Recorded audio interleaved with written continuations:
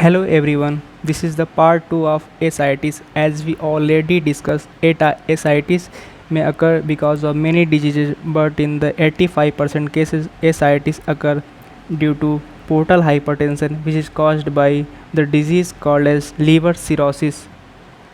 So, in this lecture, we are going to discuss the pathophysiology of ascites in context to the liver cirrhosis. First, you have a little bit idea about the portal system of the liver. How does it works? So the liver collect blood via a portal system called as hepatic portal vein, which collect blood from the abdominal organ like from gastric vein, from splenic vein, from superior mesenteric vein, inferior mesenteric vein, and drain it into the liver.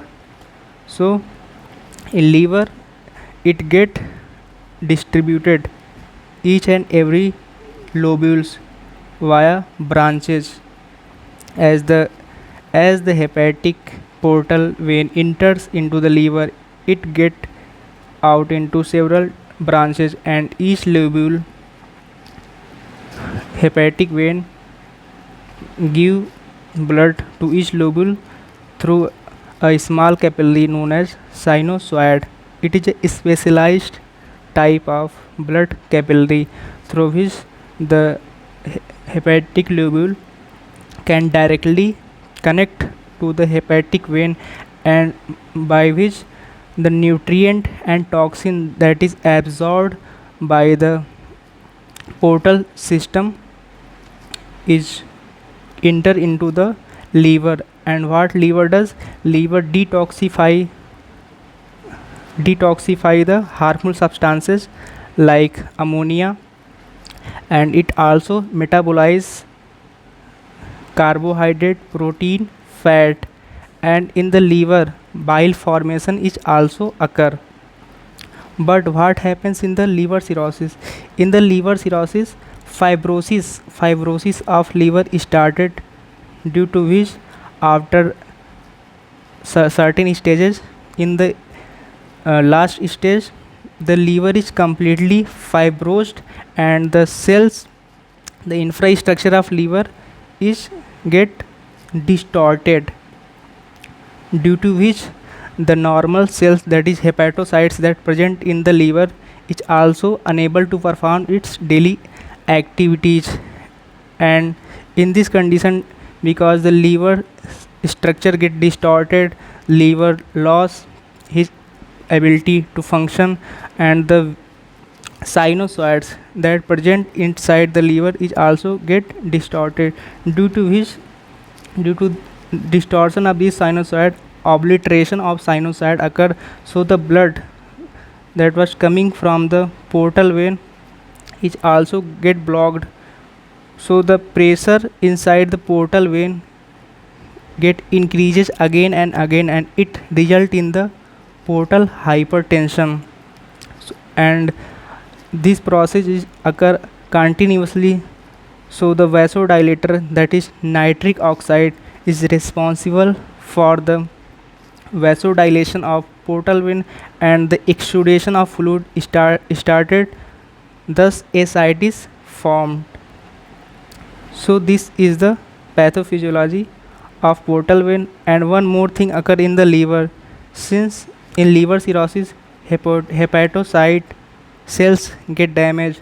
As you know, the hepatocyte cell are in billions in number, in 100 to 3 billions in number, and hepatocyte cell present inside the hepatic lobule, which is the functional unit of the liver.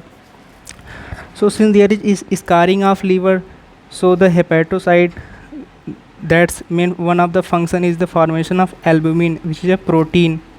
Since the albumin production is also decreased, as it is a solute, so every solute has oncotic pressure.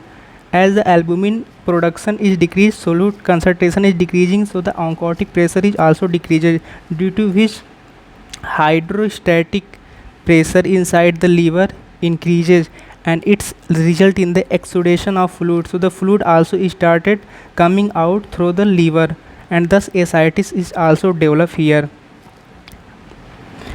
So if we summarize, so the first liver cirrhosis occurs, then sinusoidal distortion, then the blood flow through the sinusoid is obliterated. This result in the increased pressure back into the portal vein, which result in the portal hypertension, and the dilatation of portal vein occurs. So the hydrostatic pressure in the portal vein is also increases.